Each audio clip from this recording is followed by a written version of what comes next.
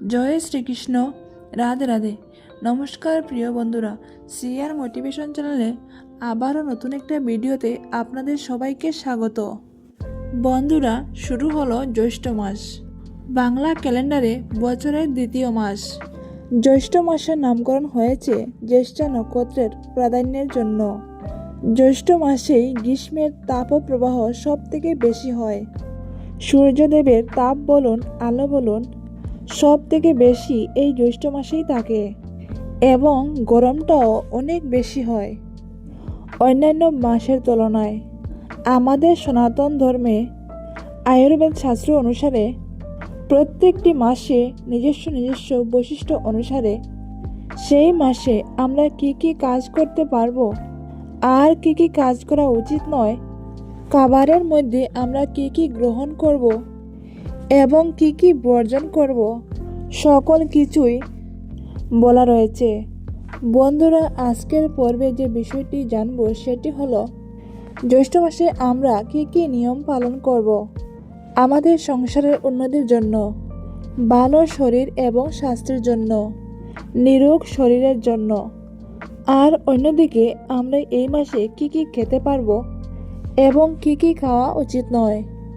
বন্ধুরা, ভিডিওটি শেষ পর্যন্ত দেখবেন এবং ভালো লাগলে একটা লাইক করবেন এবং সাবস্ক্রাইব করে আমার পাশে থাকবেন। জ্যৈষ্ঠ মাসে আমরা যে দেবতাদের পূজা অর্চনা করব, যাদের প্রাধান্য সব থেকে বেশি থাকে, তার মধ্যে রয়েছে সূর্য দেবতা। এই কারণে জ্যৈষ্ঠ মাস ধরে সূর্যদেবের উদ্দেশ্যে সকালবেলা স্নান সেরে সূর্যদেবকে জল নিবেদন করতে বলা হয়। সূর্য প্রণাম মন্ত্র, সূর্য গায়ত্রী মন্ত্র আপনি যেটি জানেন সেটি উচ্চারণ করতে পারেন জল দেবার সময়। সূর্যদেবকে পূজা করার সময় জবা ফুল অবশ্যই নিবেদন করবেন। এছাড়াও জ্যৈষ্ঠ মাসে ভগবান শ্রীহরির পুজো, রাধা গোবিন্দের পুজো, গোপালের পুজো, হনুমানজির পুজো এগুলো করা হয়। জ্যৈষ্ঠ মাসে রয়েছে মা মঙ্গলচণ্ডীর পুজো। প্রত্যেক মঙ্গলবারে মা মঙ্গলচণ্ডীর পুজো করা হয়। এছাড়াও রয়েছে জামাই ষষ্ঠী। এই জ্যৈষ্ঠ মাসে রামভক্ত হনুমানের শ্রীরামের সঙ্গে প্রথম সাক্ষাৎ হয়েছিল। এই কারণেই এই মাসের এত মাহাত্ম্য। ভগবান শ্রী রামচন্দ্রের সাথে সাথে হনুমানজিরও পূজা করুন এই জ্যৈষ্ঠ মাসে।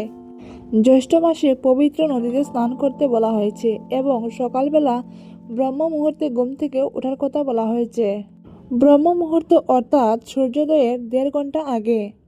সূর্যোদয়ের অত্যন্ত 45 মিনিট আগে আপনাদের ঘুম থেকে উঠতে হবে এবং সূর্যটাকে আপনাকে দেখতে হবে এবং সূর্যদেবের উদ্দেশ্যে আপনাকে জল অর্পণ করতে হবে। বলা হয় এতে আমাদের জীবনে সৌভাগ্য বৃদ্ধি পায়। জ্যৈষ্ঠ মাস জুড়ে মা লক্ষ্মীর বিশেষ পূজা অর্চনা করা হয়। যদি আপনারা মা লক্ষ্মীর পুজো করেন এই মাসে, তাহলে অবশ্যই মা লক্ষ্মীর প্রিয় ফুল ও মিষ্টি মাকে নিবেদন করবেন। জ্যৈষ্ঠ মাসে পবিত্র নদীতে স্নানের মাহাত্ম্য রয়েছে। তবে বন্ধুরা, সকলের বাড়ির কাছে পবিত্র নদী থাকে না, তাই আপনারা স্নানের জলে সামান্য তিল মিশিয়ে স্নান করতে পারেন। জ্যৈষ্ঠ মাস জুড়ে আপনারা তুলসী গাছকে অবশ্যই যত্ন নেবেন। তুলসী গাছে জল নিবেদন করবেন। সন্ধ্যা প্রদীপ দেওয়ার সময় তুলসী গাছের নিচে ঘিয়ের প্রদীপ অবশ্যই জ্বালান। এটিও খুবই মঙ্গলকর সংসারের জন্য।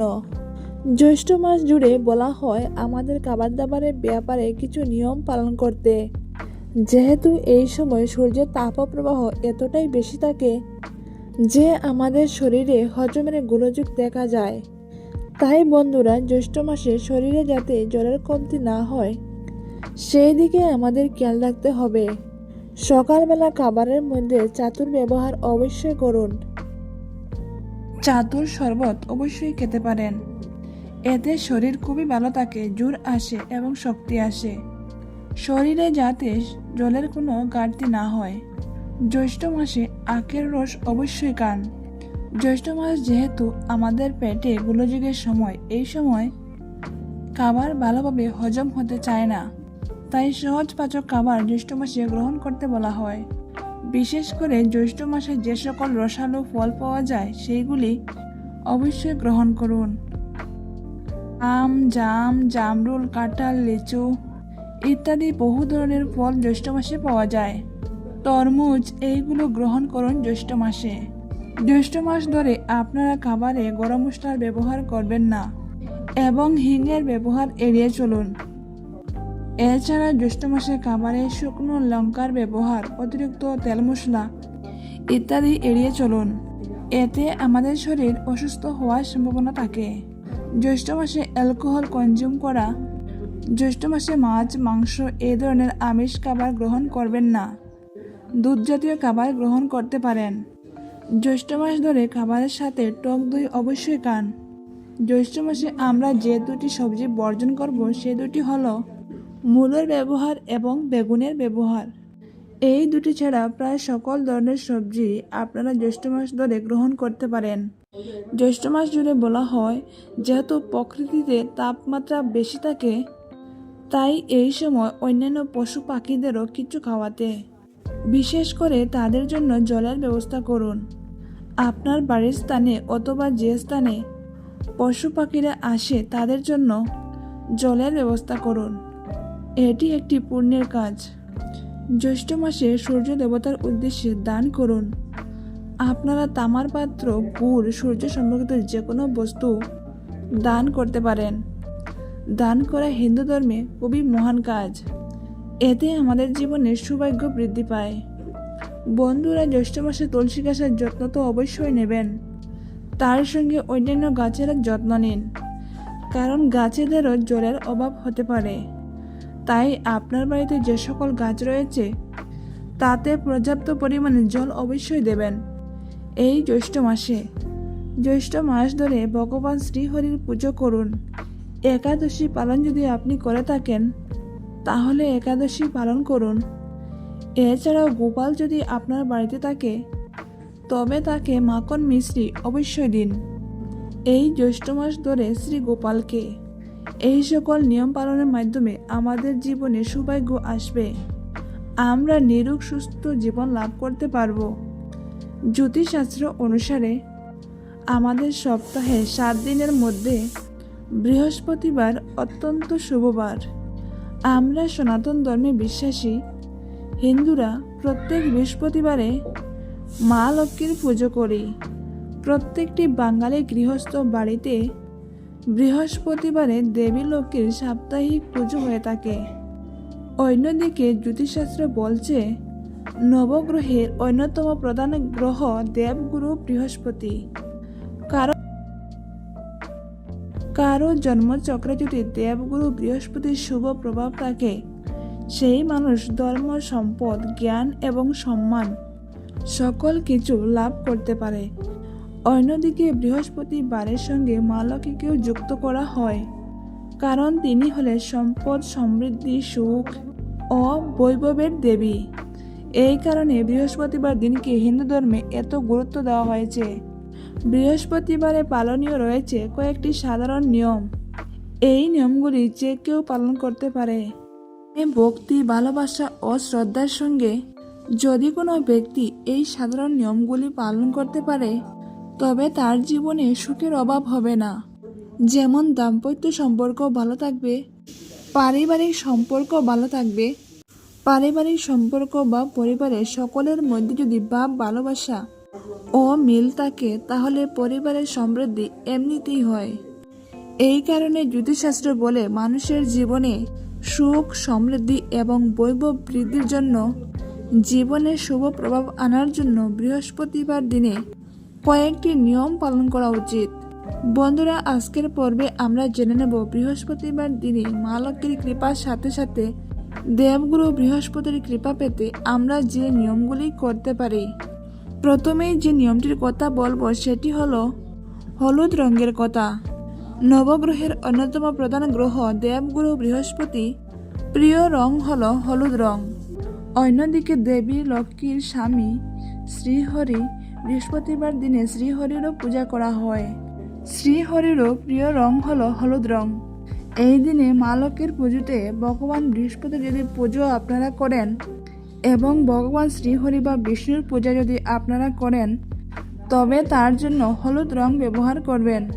হলুদ রঙের ফুল, হলুদ রঙের ফল বা মিষ্টি নিবেদন করবেন। বৃহস্পতিবার দিনে কলা গাছে জল নিবেদন করাও খুবই শুভ। বৃহস্পতিবার দিনে কলা গাছে জল নিবেদন করাও খুবই শুভ। কাটি গৃহের প্রদীপ জ্বালিয়ে দেবগুরু বৃহস্পতির শুভ প্রভাবকে আরও দৃঢ় করার জন্য বৃহস্পতির 108 নাম উচ্চারণ করতে পারেন। এতে ধন সম্পদ লাভ হবে। অথবা বৃহস্পতি গ্রহের সঙ্গে যুক্ত যে কোনো মন্ত্র উচ্চারণ করতে পারেন, সেটি বীজ মন্ত্র হতে পারে। বৃহস্পতিবার দিনে ভগবান শ্রীহরির কৃপা পেতে ওং নমঃ ভগবতে বাসুদেবায় এই মন্ত্রটি উচ্চারণ করবেন। সম্ভব হলে বৃহস্পতিবার দিনে ভগবান বিষ্ণুর অন্য যে কোনো মন্ত্র, সেটি গায়ত্রী মন্ত্র, বীজ মন্ত্র, প্রণাম মন্ত্র যেটি আপনি জানেন সেটিও জপ করতে পারেন। যদি জপ করতে না পারেন তবে যিনি পাঠ করছেন সেটিও শুনতে পারেন। শ্রীমদ্ ভাগবত গীতার যে কোনো একটি অংশ আপনি পাঠ করতে পারেন। যদি না পারেন সেটি শুনতেও পারেন।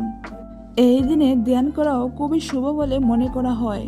ভগবান শ্রীহরিকে হলুদ ফল নিবেদন করুন। তারপরে পুজোর শেষে সেই ফল সকলের মধ্যে বিতরণ করুন।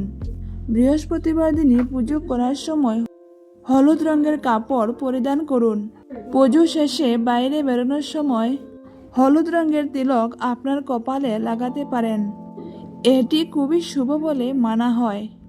আপনি যদি চান সম্পদ এবং সমৃদ্ধি আপনার বাড়িতে প্রবেশ করুক, তবে বৃহস্পতিবার দিনে ঘিয়ের প্রদীপ অবশ্যই জ্বালাবেন।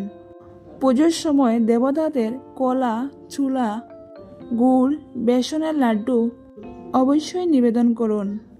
এই পুজোর প্রসাদ সকলের মধ্যে বিতরণ করার চেষ্টা করবেন। বৃহস্পতিবার দিনে যে কোনো মন্দিরে আপনি যেতে পারেন।